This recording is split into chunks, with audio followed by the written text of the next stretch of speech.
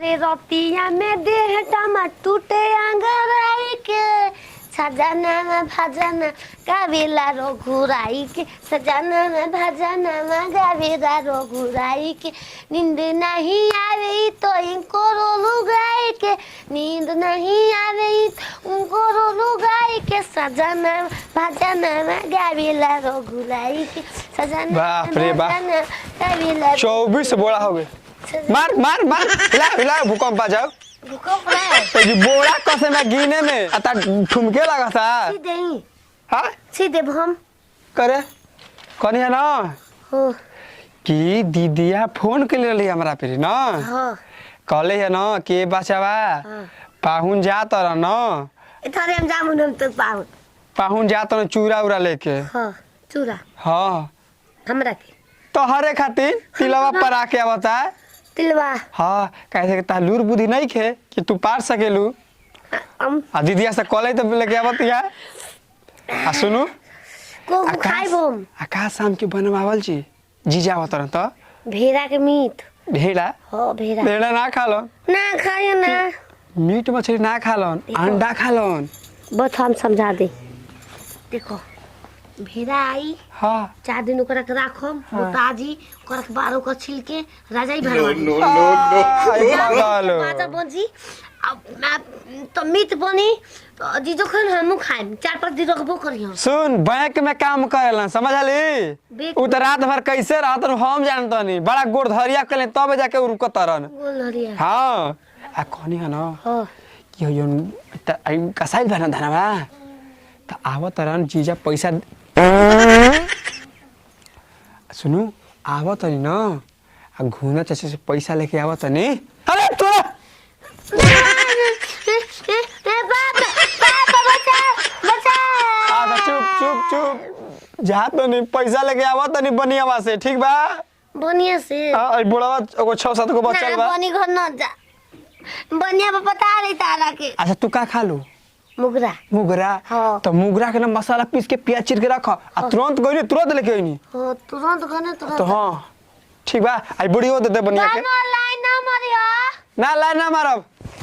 Line मारलो वो तो हम पता लेम कोनो के घर ओइ बोन बलम दे बहारा वासे तो दिला वाला गालिम दे बाबा वासे दातन तुम क्या मार करो आगे जाओ तो ना अब वो आइले भुला दिए सिनरों का चलते बताओ तो हम पूरा बाहर सुहादर बन मुगरा इतना ना मसाला पीसा हम कैसे पीसा हाथ कूच ले हम आस ना पीसा लाई नहीं तो मिर्ची दे दम ले नुआ घर पिसाई आया सिनरो हम पाहु ना हो तो ना आयो ए महाराज नइखी जका तब हो सराज हम मोमोज में बानी पलक मोमोज मसाला मोमोज खातड़ू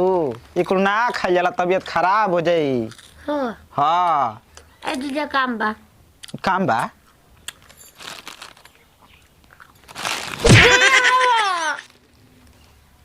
जिज्जो कहतड़ू आ मरतो बाड़ू आ पूछतो बाड़ू के हवा आओ तो आप भसु के जीजा कहे तहार ननद के भातार पानी लेबू का भतार अरे बाबू अरे हम भतार बनबो बनाई भतार भतार न तार ना हो के तार ननद के कने ओ मरने हमरो तर तो दुखा गेला तो चिपे में हमर सारे कहे हसराज पागल सन की मिल गई तो के ना हो ए छिनरो आल बहुत तक के साजा में डालो चलो मसाला पीसो आई बता खाती मुगरा आई ए सरहज प्यार से कहबू त प्यार कर दो ले प्यार कर घर की में घुसा के प्यार करो ना प्यार कर मर्द सरहज के भूकंप फिर हमके बुझाते नहीं के चलो जरा रुको हम पीछे वाली जुगाड़ में बानी चोली जोनिया में बारे ना सोइया ए जीजा हो ओ ताको ना पीसे की ताकी बताओ ताकबो करो तू पीसबो देवर ठीक बा, चलो। देवर हो दाबू ना मोर करी हैया देवर हो दबना मोर करी हैया चल लोहई पीसने मसाला ई राजा जी लोहई पीसने मसाला इतना तो हमार मेहरारुओ ना कर ऐसे कर ऐसे पीस के कैसे पानी डाल दो क्या राख के पीसो पूरा पानी डाल दो पीसो मैं जीरा मरीच डाण करबू अरे मैं दूध गोबा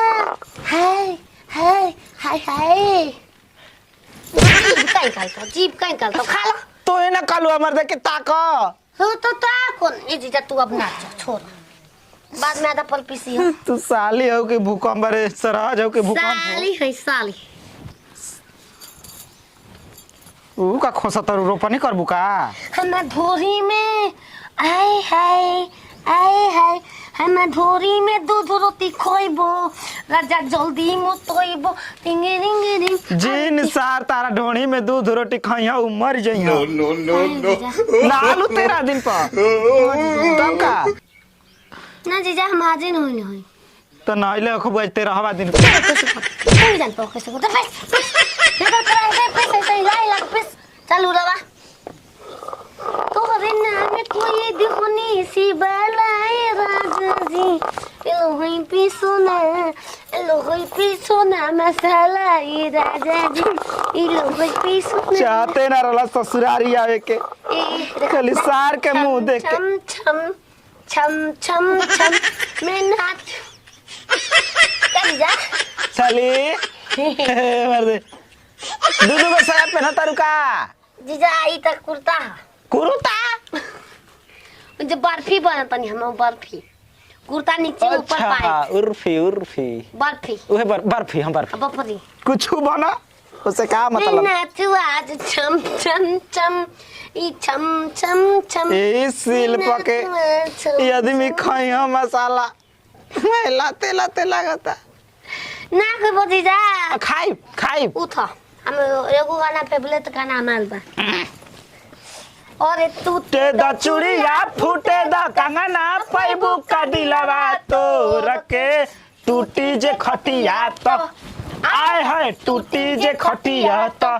छत पर चली ह बिछावा न बिटोर के टूटी जे खटिया तो